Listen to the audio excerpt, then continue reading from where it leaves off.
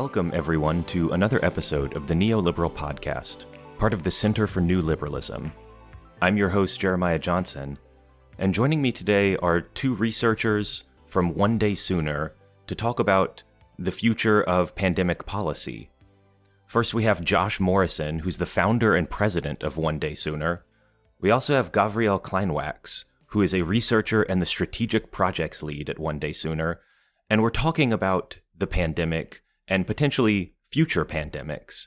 Because, as we all know, Joe Biden said recently that the pandemic is over. But what does that actually mean for policy? And what does that mean for us as society? And what should we be doing moving forward? COVID is still killing people, but, at a reduced rate from what it was previously. But how should society deal with these deaths? What tools do we have at our disposal to make sure that we can effectively deal with COVID for the next 5 to 10 years? And how can those tools be leveraged against future pandemics and diseases that we don't even know we're going to have to fight yet? That's the topic of today's episode. This episode is also the third episode in our Effective Altruism series, a series that examines effective altruism, which is a movement that tries to do good for the world and to think about the areas in which we can do the most effective good for the world. So, Gavriel and Josh, welcome to the show. Thank you. Thanks for having us. All right, so I guess let's start very, very broad. We're going to get into a lot of specifics. We're going to get into a lot of detail here, I think. But I think we start very, very broad and just the whole statement about the pandemic is over. As people who are working in kind of pandemic preparedness or biosecurity or like whatever you want to call this, how do you feel about declarations that the pandemic is over? How should we think about the pandemic at this stage? Is it over? Is it not over? Is it something in between? Well, I think COVID-19 is still killing about 400 Americans a day. And it's, I think, probably going to be one of the top 5 causes of death in the country this year and probably for the next couple of years if things keep going the way they're going. So I think on the one hand, the idea that we're not in the acute phase of this emergency, I think that's sort of fair, and we can't have, an emergency forever. And so in that sense, I'm not opposed to President Biden saying that the pandemic is over. But the real question is, are we going to accept having 400 deaths a day, having something that's kind of like the flu, but 3 or 4 times worse forever? Or are we going to try to take steps to make COVID better and try to get that number down significantly? And I think there's a lot of urgency and importance in doing that. And I think that, unfortunately, the U.S. government and other governments haven't been acting with the urgency for that. So I think it doesn't matter if you want to say the pandemic's over or not. What matters is if you actually do to make an unacceptable situation better. Yeah, I would definitely agree with that.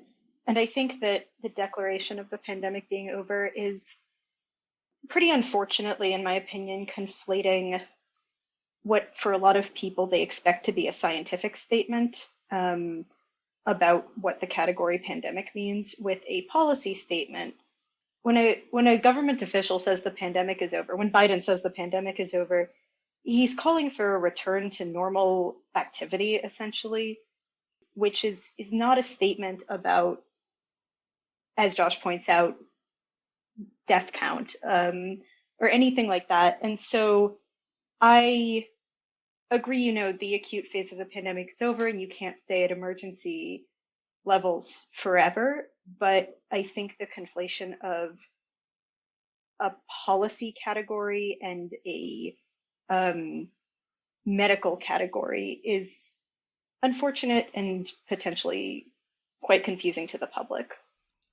Yeah, I think I agree that you can call it, not a technical statement, but and almost not even a statement about where he wants it to be, but almost just a statement of reality that the public is done caring about this to some extent. Politicians can say everything they want, but the public is going to do what the public wants to do to some extent. And there's also something to be said about this is very much a different kind of, air quotes, pandemic for different groups. If you are vaccinated or unvaccinated, your experience with COVID at this point is very, very different. The differential between unvaccinated and vaccinated hospitalization rate and death rate is still very, very high. So to some extent, you could argue that this is a personal choice, that some people are simply choosing to die from COVID in some sense. And, should policy accommodate them, or should it accommodate them less than people who have been like triple vaccinated and boosted?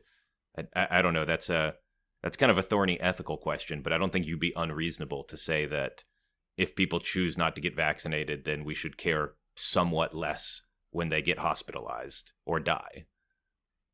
Yeah, and I think it goes to what's an attractive vision for American society, especially long term. And I think that, the idea that everyone's going to be, wearing masks forever and being really scared of COVID and things like that, I think that isn't the best vision to promulgate. And I think especially if you're a politician, that's not the greatest vision, partly for the reasons you say. And so the question then is, what can you do for this pandemic and for future pandemics to make the country safe while also sort of making it free and not have to really substantially inhibit people's lives. And that's why a lot of the stuff that we're working on, that we're excited about, is about things that are going to make it so that you don't need to have these really extreme social distancing for future pandemics, because you'll be able to kind of prevent them in the first place. Well, let me actually ask about that real quick, because I'd love to, before we get into the really good solutions, about here are some solutions that will really help society moving forward with COVID and potentially with other future pandemics. Let's talk about some of the bad ones, because there are some people who are kind of in a camp that I'm going to call panic forever. And these people exist, and they're still wearing masks outdoors now. They've gotten double vaccinated and double boosted, and they're still wearing masks, and they still want schools closed and things like that. So what are some of the things that, moving forward, you don't think it would be reasonable for society to do? School closure, as you mentioned, is a pretty extreme. Not that you can never justify school closures, but certainly not anymore. And you want to ensure, I feel really bad for the kids. I think that was a huge thing on my mind when I had to, at the beginning of the pandemic, I was still taking classes online, and I'm in my mid-20s, and it was incredibly difficult for me to focus. So you read these stories of elementary schoolers who are required to take classes online, and it just blew my mind trying to think about what they were doing, where this policy came from, and how the kids felt about it. And I think, that's basically, aside from the problem of asking elementary schoolers to take classes online, I think it's probably never effective for learning, and it's definitely not in my opinion, it's completely unwarranted at this point. I think that masks are uncomfortable. You can definitely still see plenty of circumstances where masks are important and useful. So I'm gonna sort of do the pessimistic view and the optimistic view here, which is that you're going to do the both sides. right, exactly. So the pessimistic view is nobody wants to wear masks because they're incredibly uncomfortable. And so they're a bad solution for pathogen control in their current form. And it almost, as you said, the public is going to do what the public is going to do.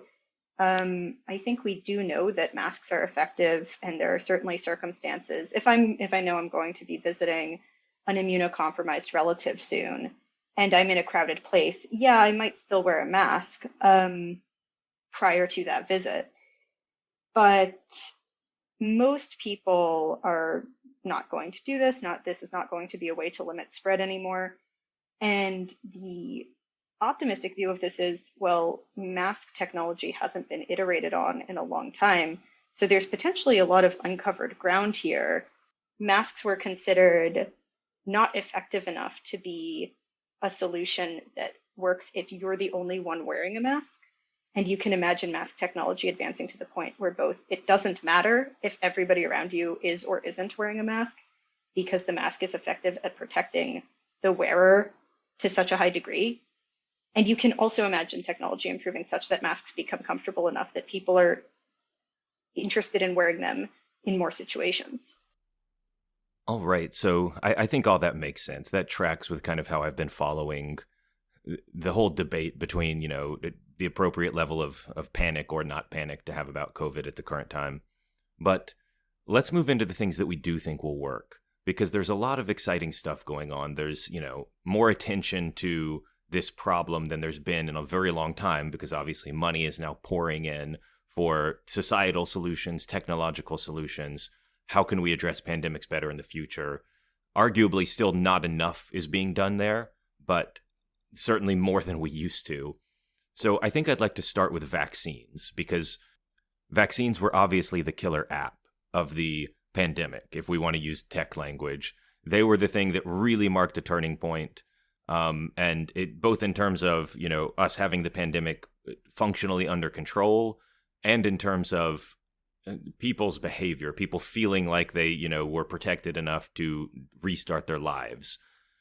What developments are there in vaccine technology? Is there anything we should be paying attention to that will really impact the future? And are vaccines still our best hope? Well, I think there are three different kind of strategies that I think are really attractive at this point, especially if you're focusing on the United States.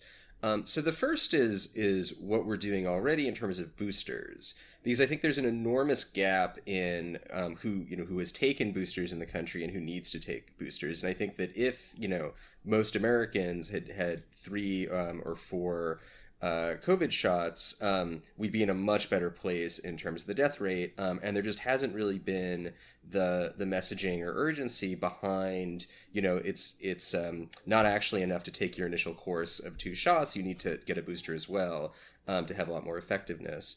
And I think that it's also been promising that we're finally starting to see the promise of mRNA technology be used to quickly develop and deploy boosters that are adapted to the, close to the latest circulating strain of virus. Now, I think those aren't a silver arrow, or sorry, they're not a silver bullet, because it's not totally clear from the data that they're going to be much more effective than just giving another dose of the ancestral strain. But I think it's the right strategy to be doing. And I think that, combining boosters with the annual flu shot rollout, which about 50% of Americans get, which would still be an improvement over what we have now for booster adoption, I think that's really important and valuable. The other 2 things are, kind of technologies that aren't being deployed yet, and I think really need to be accelerated. And this is something we're working on with the sort of Operation Warp Speed 2.0 campaign we're doing. And that's for intranasal vaccines and, kind of universal coronavirus vaccines, or pan-coronavirus, technically pan-sarbecovirus, SARS beta coronavirus vaccines. And so I'll start with the second one, these kind of universal vaccines. And there the goal is to create a vaccine that's not just effective for the current strain of COVID or the original strain of COVID, but that's also going to be effective first for kind of, any possible mutation of COVID, and then ideally for the types of viruses of which COVID is SARS-CoV-2, the virus that causes COVID, is an example. So, SARS-1 or other what are called sarbecoviruses. And so, if we could have a really good vaccine like that and it actually generated the immunity we want, then we wouldn't have to worry about these mutations and immune escape and having, these new strains that are really infecting a lot of people.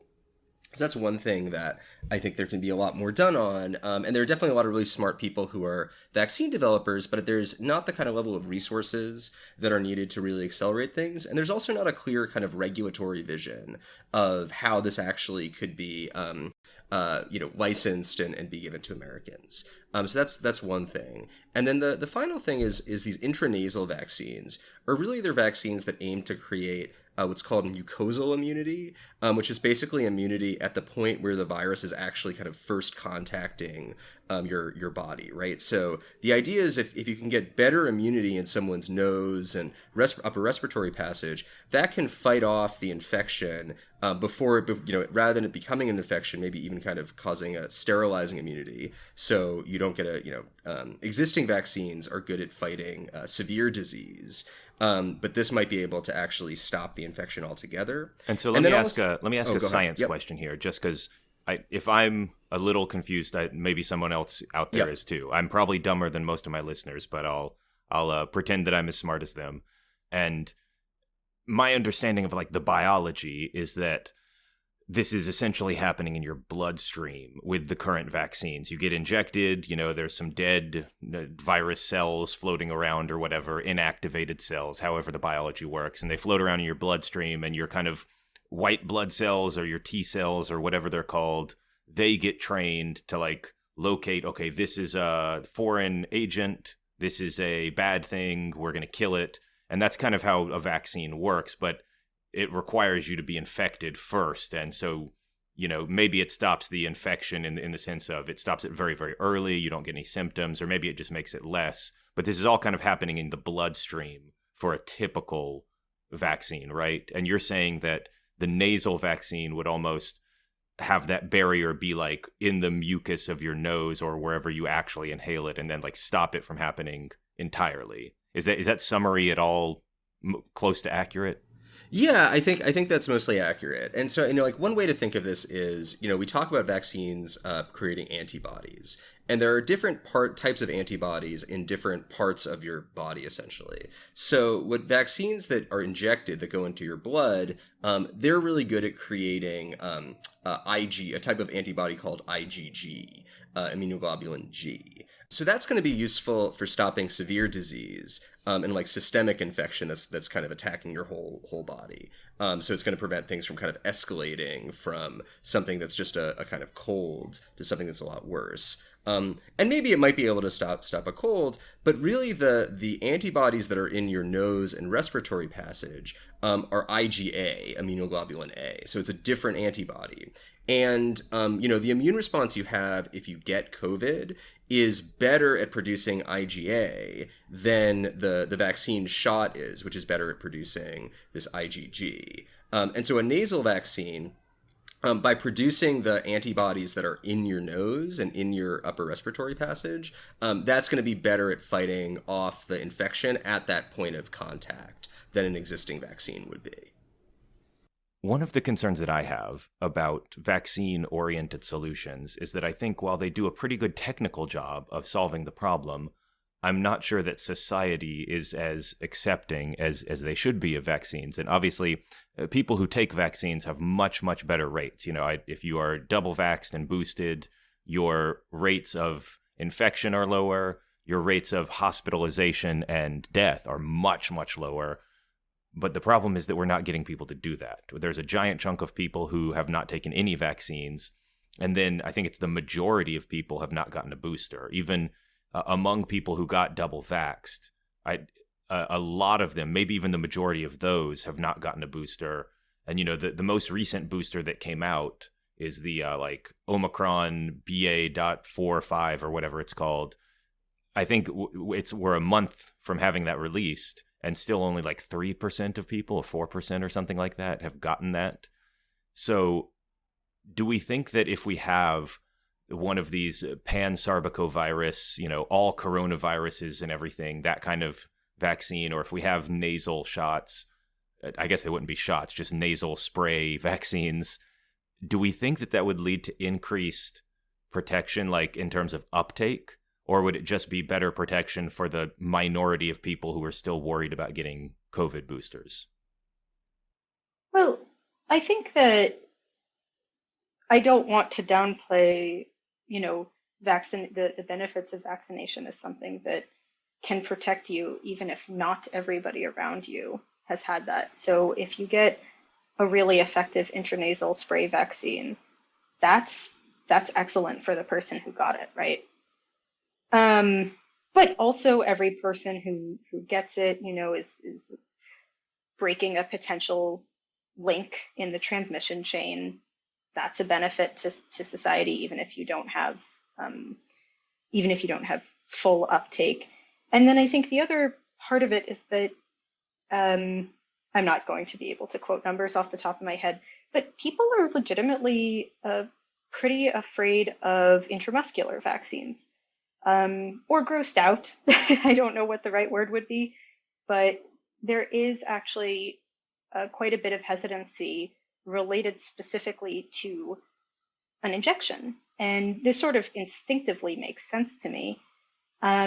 So I would be... Can I share a quick story there? Please. So I have no problem getting the shots in terms of like I go do it, and I think vaccines are great, and I've been vaccinated and boosted and all that, but I have fainted at almost every COVID shot that I've got because I just have this weird reaction to it. Like I go get it, and I get the shot, and then I kind of faint for a second. And I'd imagine there's a lot of people like me who are kind of uncomfortable getting shots, and it's just how they are. I feel like kidney donation exactly. must not have been a picnic then. I told the person when I donated a kidney, the person who was drawing blood. So I'm in there, and there's, as Josh knows, I'm sure, there's this whole process you go through, and you have to give blood several times for like tests, like a lot of blood. They do a lot of tests on you to make sure you're very healthy. And as they were taking my blood, like I told the lady, like, I'm not good with blood. I'm not good with shots. There's a chance like I will get really lightheaded. And she's like, okay, yeah, that's fine. Just sit down. And I passed out, and they had to go get smelling salts to wake me up. Like I woke up with them like waving, like it was some intensely strong thing under my nose. And yeah, after that they never took blood from me again unless I was laying down on a bed already. Amazing. Yeah, I think that's an exact. That's actually the most effective story you could use to prove that point. I think I would be hopeful that an intranasal vaccine would overcome a lot of people's very natural, instinctive intuition to not let somebody put a needle in their arm, right? So hopefully there would be higher uptake with intranasal vaccines, and you're not associating it with, pain and having a sore arm all day. I mean, most intramuscular vaccines will knock out my arm for the use of that arm for the rest of the day for me. I can definitely see intranasal vaccines overcoming hesitancy around injection. This is not to say that I could predict how many more people would get an intranasal than an intramuscular vaccine, but I think it will overcome some hesitancy. Yeah, and I'd say, there's nothing's going to fix the problem on its own, and it's all about getting kind of marginal gains because, unfortunately, we're a country that has declining social trust, and that's just going to manifest itself in increased vaccine hesitancy. But I think there are some things that can make the problem a little bit easier. One is what Gavriel's been saying about, people don't like, getting stuck by needles. A nasal spray is better for that. A second thing is, right now the vaccines are generally pretty reactogenic, which means, you have a strong reaction to them. They're pretty unpleasant. You're kind of maybe even out of commission for a day. If you could have vaccines that did not have those same side effects, that might make it easier to get people to take them. And similarly, if vaccines the immunity they created were more durable, you wouldn't have to get people boosters every 6 months or a year. You could give them the next dose of vaccine, and that would be better. But the last thing I'd say is that, part of the problem is that vaccination has become politically polarized, which is really unfortunate. And, some of our logic in this kind of Warp Speed 2 campaign is the idea that Operation Warp Speed was an incredible success of the Trump administration. And we want, the Republican electorate to be seeing this as, and seeing vaccines in the future as something that is, not just bipartisan, but that is something that like their party has developed and championed. And that's part of why we like this Warp Speed brand. And I know that the Biden administration has been extremely reluctant to use the words warp speed in a positive way because no one likes, saying that the people before them, did anything that was good. But I think this is a case where that might help, decrease vaccine hesitancy among a right-leaning portion of the population. All right, so let's transfer away from vaccines because I think we've covered that pretty adequately. And I agree, by the way, that we should try to depoliticize vaccines.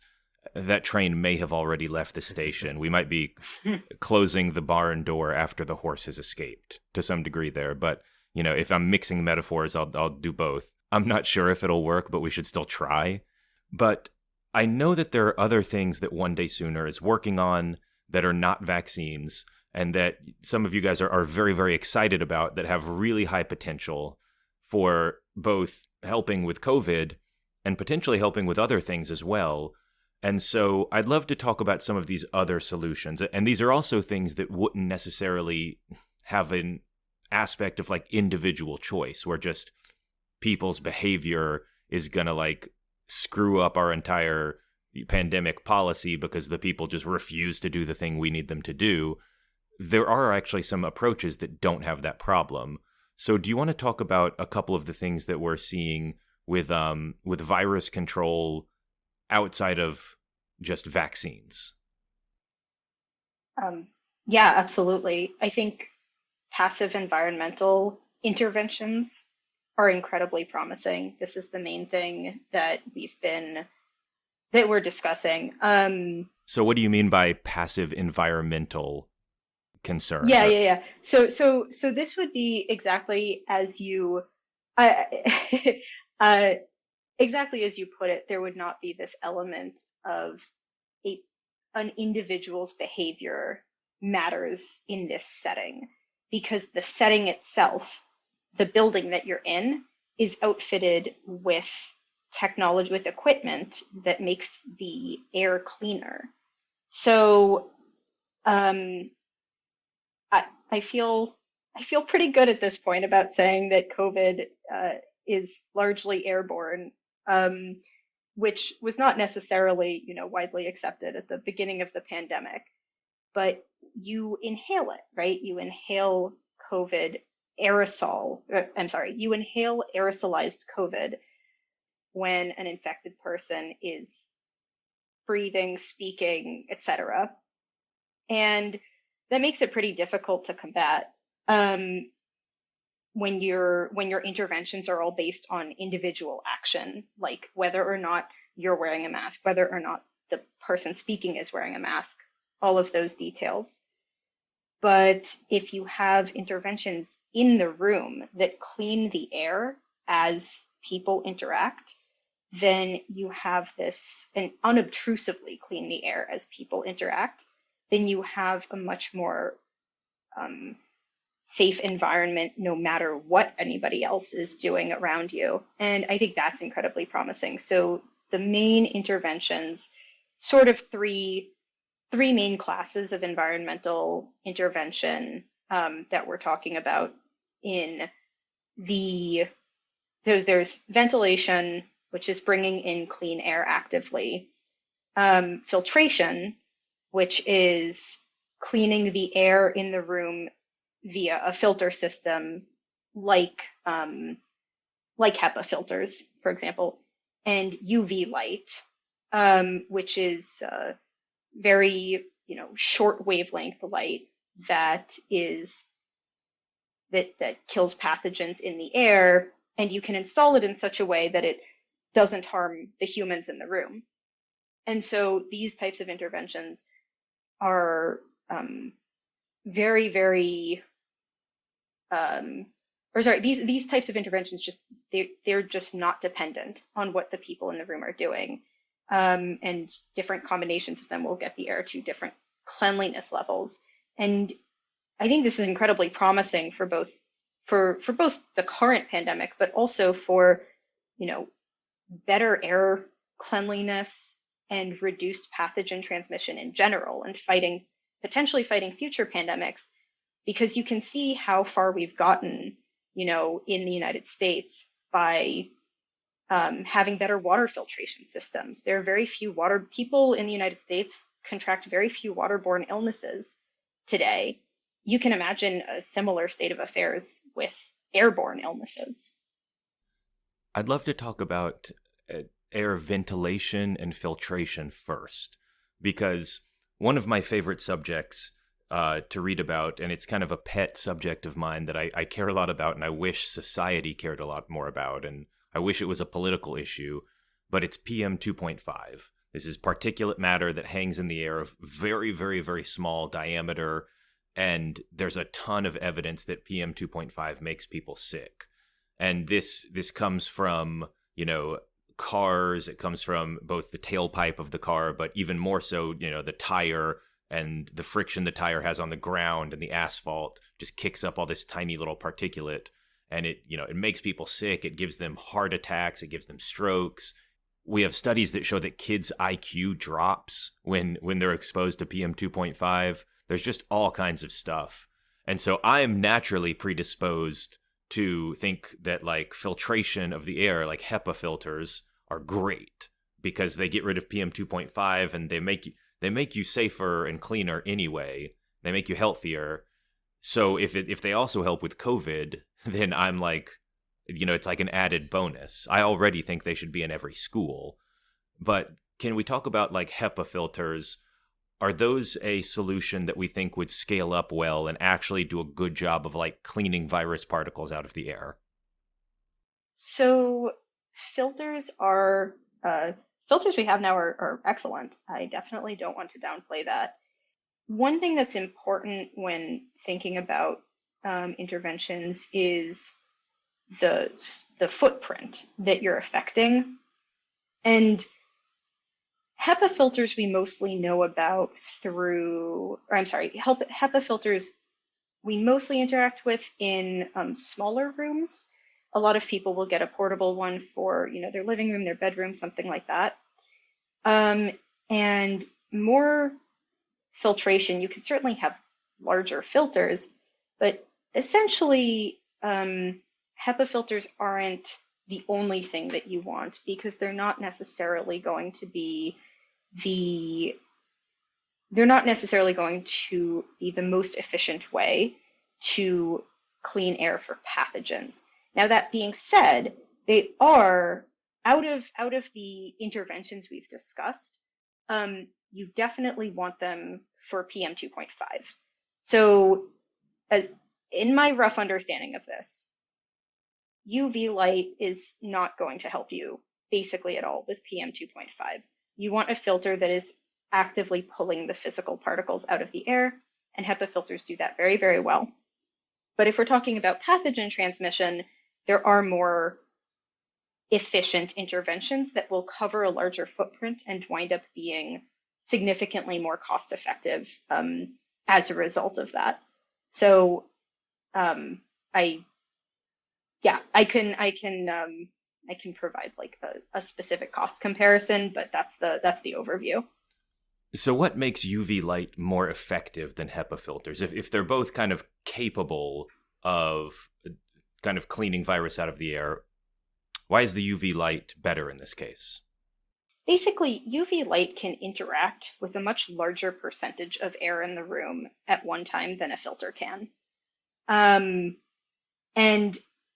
I think also potentially, the way that UV light cleans the air is that it is germicidal, right? It kills pathogens in the air. Filters, you have to push air through the filter and it will, catch the particles that the virus is carried in. So you're essentially saying that, the UV light can shine on the entire room at once. Like even if it's a big room, you can just shine UV light everywhere. Whereas a Hepa filter, at some point you have to actually physically filter, get all the air through the filter. And maybe that takes several hours in a big room to actually get all the air through the filter, by which point, maybe somebody's already gotten infected at that point. Is that kind of why this is what we're thinking? Right. So I want to be clear about the way that you install the UV lights and the filters. They both matter. You can clean all the air in the room by putting in a lot more filters. It's going to be less cost effective because if you have a light versus a filter, the light has a larger footprint. And this isn't just about it shining on all the air in the room at once. The implementation, the current most widely accepted to be safe implementation of UV light is to put UV lamps at the top of a room, shielded using a fixture that doesn't let the beam intersect with any people in the room. And you circulate air all the way through the room. You could do this relatively easily. You could do this with like a ceiling fan, for example. But as the air moves from the bottom to the top of the room, as it passes through the beam of light, it will, the viral particles will move through that beam and the virus dies. Am I wrong to think of that as almost like a bug zapper kind of thing? Like you enter the bug zapper zone and the virus just gets zapped? This is basically right. It matters how long. It's not instantaneous, so it matters, how long the virus interacts with the UV light. But this is probably the most intuitive way to think about it. Whereas with a filter, yes, you do have to push air through the filter in order to have the virus be affected, and it's kind of mechanically a little more difficult to do that, a little less efficient to do that than to just circulate the air through the room as it would be going anyway. And there are UV lights, sort of under research in production, that's hypothesized to be safe to interact with. That if you walk in the beam of this light, if it shines on you for 8 hours a day, you won't get skin cancer, you won't get retinal damage, which is not true for longer wavelengths of UV light. But it still has to undergo sort of more long-term safety testing. That being said, if it is shown to be safe, that would be even more efficient than what we're calling upper room UV, where the fixture sits only at the top of the room and prevents the light from shining down. Because once again, the even safer, if that specific wavelength of light is fine to interact with people, then you could just shine the light on all the room at once and not worry about it. It could shine. Part of the issue with transmission is when people have a conversation, they're standing very close to each other, right? So this is a very common way that the virus is transmitted. If you have to care about air circulation, then you are less likely to be able to prevent transmission in that scenario. And on the other hand, if a light can be shining directly down on everybody in the room, then maybe it can also, you could think of it as intercepting the viral particles that would transmit from one person to another when they're standing at normal conversation distance. If this particular lamp can shine on the entire room at once. So I think that's incredibly promising and needs more safety testing, basically. But this is why UV light can have such a large footprint and be so efficient compared to other interventions. Josh, you want to jump in with any thoughts? I think the main thing is just kind of taking a step back and like thinking what the impact here could be, because I think it's really transformative. And just kind of building off what Gavriel said about water safety. So for me, the thing about air safety is we can imagine a world where getting the common cold or getting a flu is the same thing as like getting typhoid or, getting dysentery, which is like, it just doesn't happen because we've cleaned those sources of exposure. And that's what better filtration, better ventilation, and the use of UV light together could do. And that would be really transformative. And I think, thinking about, like Gavriel's been talking about doing it in schools where, kids right now are getting, sick, like, usually a couple times a year or something like that. Like famously, the most like virus-ridden, bacteria-ridden place in America, like is school, like preschools especially. Every parent I know of young children always talks about how their kids are constantly getting viruses and sick, and they are constantly getting viruses and sick from their preschool age kids. Exactly. And so that's what like indoor air safety has the potential to do, is to make that not a problem anymore, which is like, it's almost hard to imagine because it's just such a, common thing of like, oh yeah, of course kids get sick all the time. But I think that's what's exciting about it. And particularly some of these newer technologies, like far UV light, really has that potential. And then also has the potential, if you can adopt them really broadly, and if they become a standard of American buildings, then, you could avoid pandemics in the future like COVID, because they just won't be able to spread. This sounds really fantastic because we've moved out of, just let's stop COVID, 400 people a day are dying of COVID. We should try to push that number down. We've almost moved out of that conversation into like a much bigger conversation about like all pathogens. But I'm curious because it strikes me there's a couple things that could, I guess, stop this, and I think about like society again, beyond the technical solutions, do you think there's any danger of a portion of society, like the people who are anti-vaxxers, saying, I don't want that UV light on me, that's poison, that's dangerous, and I'm not going to have it on me or my children. I'm going to go protest at the school board so they don't put it in our schools. This is something like, I don't know if it will happen, but I would certainly be worried about it happening. So I guess I have two questions here. Number one, how real are the safety concerns with UV light? Is this something we know for sure is safe, or are we pretty sure it's safe right now? And then number two, do you have any thoughts about like, how do we stop this from happening? If it is going to be like this incredible potential revolution that we could be facing here, how do we make sure it actually gets implemented? So you asked first, how safe is it? I think upper room UV is basically public health officials and biologists are usually reluctant to say anything is completely safe, but I think the thing to be aware with upper room UV as an intervention is that it just shouldn't intercept your path at all, right?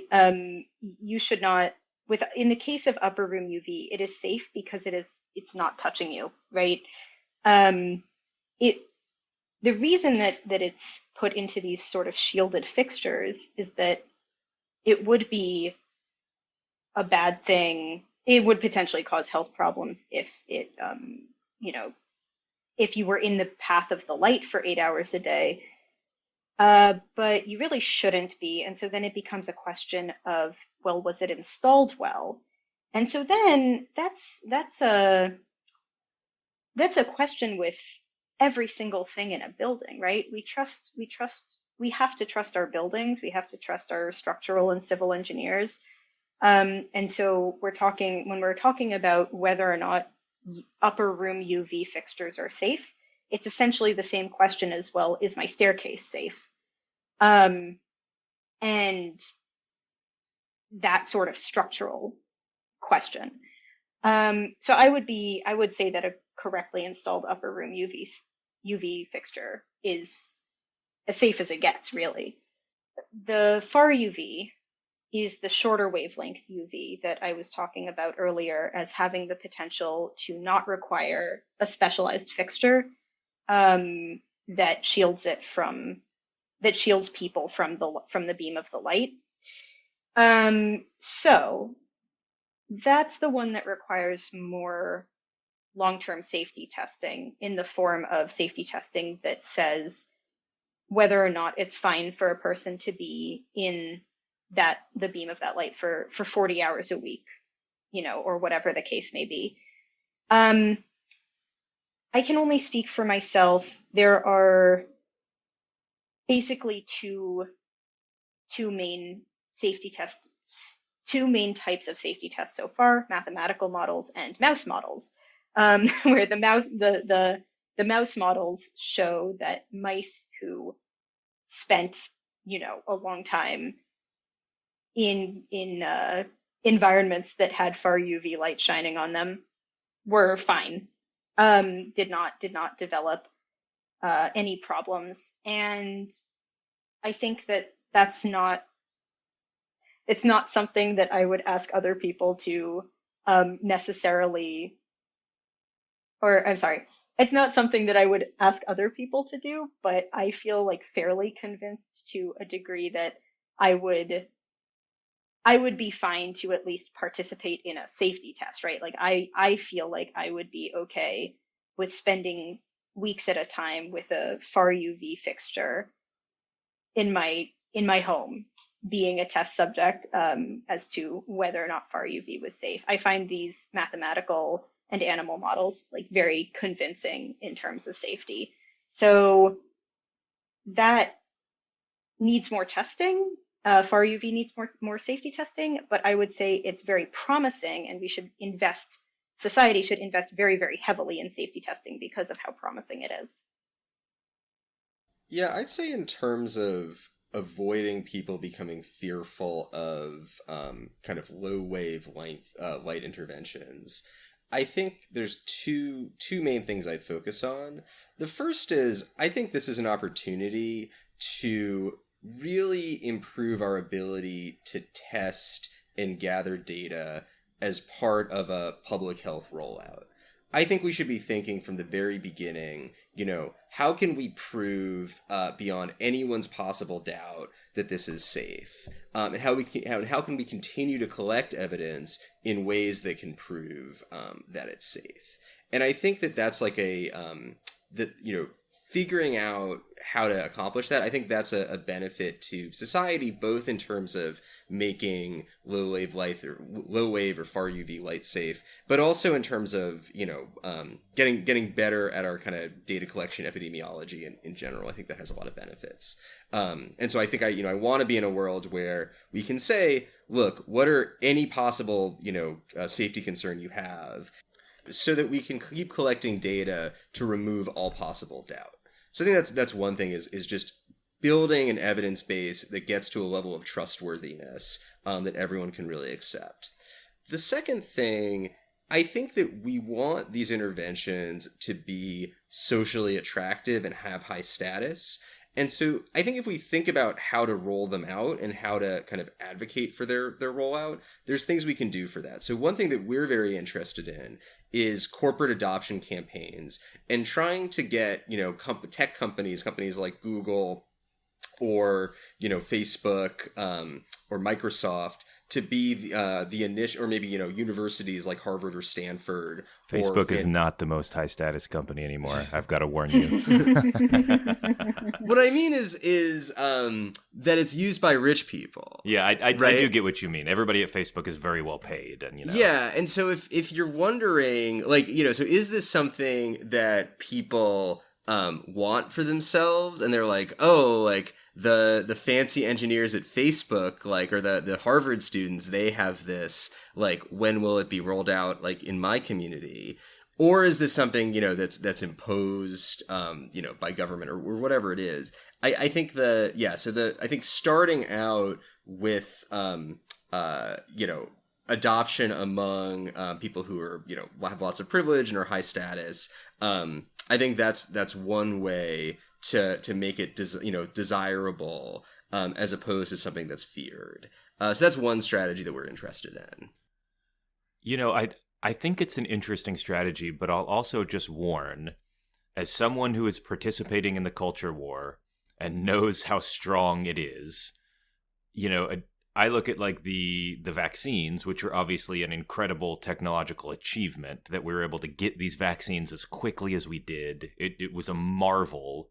I don't know if you guys remember, but at the beginning of the pandemic, people talked about, well, the vaccine development takes 6 to 7 years, so we're just going to be stuck with this, and that wasn't the case. But so we got these vaccines, and the very first people to get them were all heads of state, the members of Congress and members of the presidential administration and other, heads of state of other countries, and billionaires were lining up to get this first. It was very clear that all of the people invested in our society and all of the richest, most powerful people wanted this badly. And we still ended up with a bunch of vaccine hesitancy. Sometimes from the very people in Congress who actually got the vaccine early themselves. But, it makes me a little skeptical that just status can do much on its own. But who knows? I don't know. Well, I think I would go back to what I said before about vaccines. People are, I think, naturally more suspicious of things that are injected into them rather than environmental additions. So I would think of this as something like water fluorination, or adding, or what is it? Adding iodine to sodium. Yeah, well, yeah, iodine to sodium. There's also fluoride in the water, and to be fair, there are some weirdos who are very angry about fluoridization in the water, but I think that they are a much smaller, much more insane group of people who don't have any power compared to vaccine skeptics.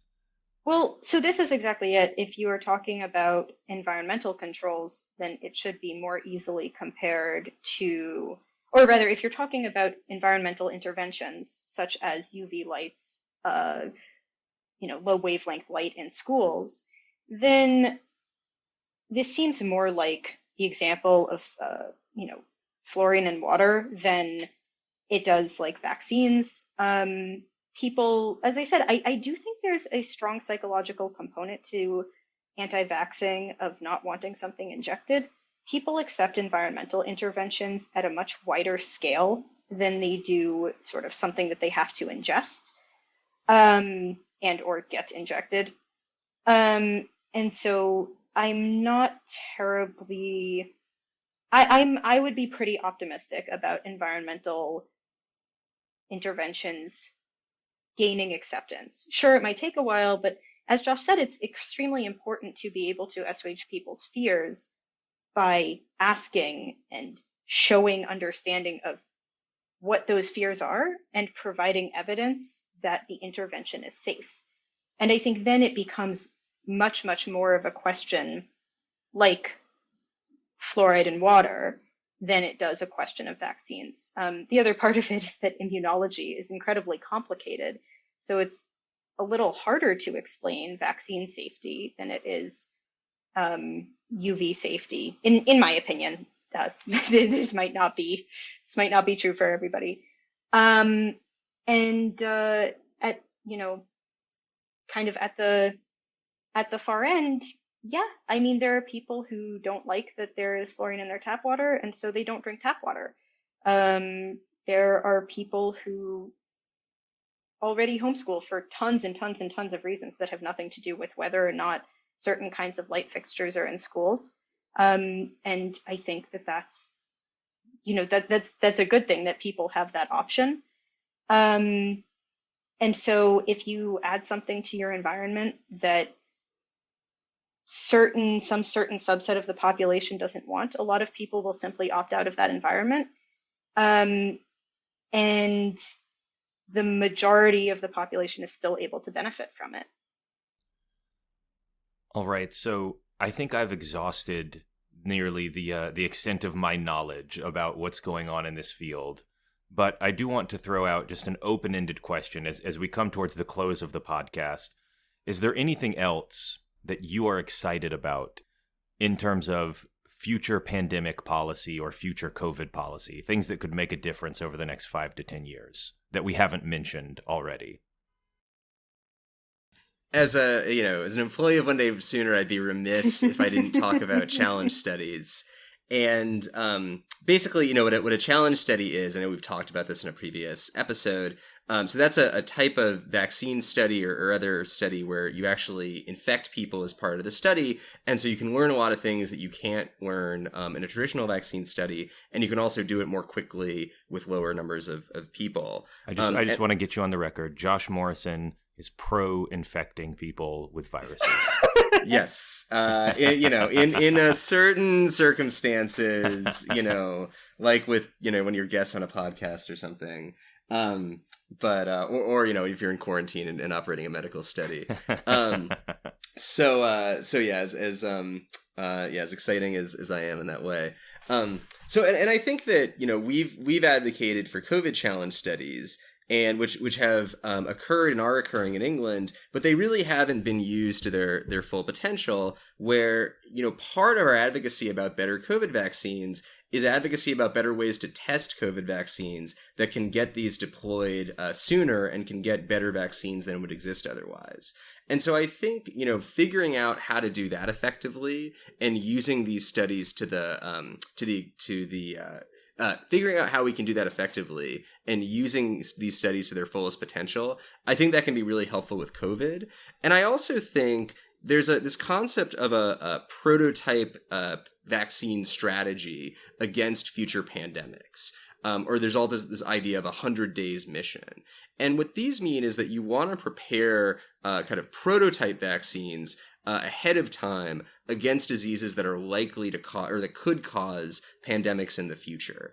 And I think that's a really important step. That's something that the NIH is working on. It's something that the group CEPI, which is kind of an international anti-pandemic organization, is working on. And I think challenge studies can be a really important part of that strategy as well, of preparing vaccines and treatments ahead of time so that when there is a pandemic, you can quickly adapt these vaccines and then use them. So I think those are also some kind of exciting things to be both responding to this pandemic and preparing for future ones. And I would say I am also an employee of One Day Sooner, and I agree with Josh about the potential of challenge trials, obviously. So to not rehash that, I would say I think wastewater surveillance is incredibly important, and potentially also farm surveillance, where you could see actually in the case of the recent New York polio outbreak. Polio is a disease that can take a long time for symptoms to appear, which if you were just waiting for symptoms to appear, you might not know that it was, how many people had contracted polio. Because New York City has a wastewater surveillance system in place, they were able to notice the outbreak actually, I believe, before most of the people who had contracted polio had any symptoms, and began vaccinating. And I think, most people below a certain age, I don't remember the cutoff, but most people below a certain age don't have the polio vaccine. And so New York was able to do this really quick, rapid response polio vaccine rollout because of their wastewater surveillance program. I would love to see this as a program, a more widespread program of pandemic defense in more cities, and sort of have a network where cities talk to each other, were able to talk to each other about the pathogens that they were seeing. Just as a rapid response kind of system. Exactly, as a rapid response system, and to identify pathogens before they got too far, essentially, which is exactly what New York City was able to achieve with its rapid response vaccination. And so I think that has incredible promise for wastewater surveillance, and sort of same concept with farm surveillance is that farm animals are major pathogen carriers. So I think that's going to be incredibly important in future efforts to forestall pandemic capable pathogens. So just to recap, One Day Sooner is pro infecting Americans and also snooping through their poop. So it's an interesting set of priorities, but I do agree with you, other than just the jokes. So we are running up on time. So I'll ask the traditional final question that I always ask on this podcast, and that is, where should people go to learn more? If they're fascinated by everything we're talking about, whether it's new vaccine technology or, air quality and kind of environmental treatment, or any of the things we're talking about, what would you recommend for people who want to keep learning about future COVID stuff or future pandemic policy? Well, we have a website, which is onedaysooner.org. That's the numeral 1 day sooner. And Twitter account at the same handle, onedaysooner.org. And yeah, I think I happen to think that we are a very friendly and approachable team. So if people have questions,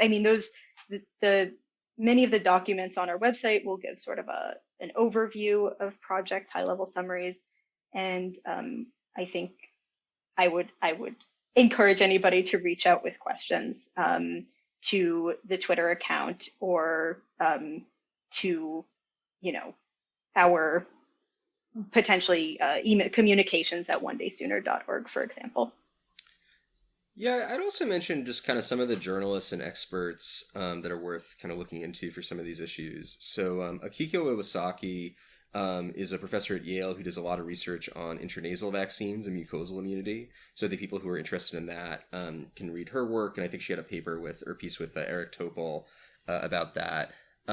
Lindsay Marr and Don Milton are people who write a lot about the aerosol transmission of disease, and I think are quite interesting. And in terms of some journalists that cover this, I think John Cohen at Science and Helen Branswell at Stat News have both written good pieces about kind of universal coronavirus vaccines and some of these other kind of issues. So those would be some other places I would go to take a look at some of this stuff. This is where Josh shows off that he has much better name retention than I do. Well, I want to thank both of you guys, Gavriel and Josh, for coming on the show today. Certainly, we're going to be stuck with COVID for a while. This is just going to become a feature of society moving forward. But hopefully we can minimize its impact, and we can minimize the impact of a lot of different airborne diseases. And, you know, I'm a big believer in progress. Progress is the hot new thing these days. There's progress studies. There's the Institute for Progress.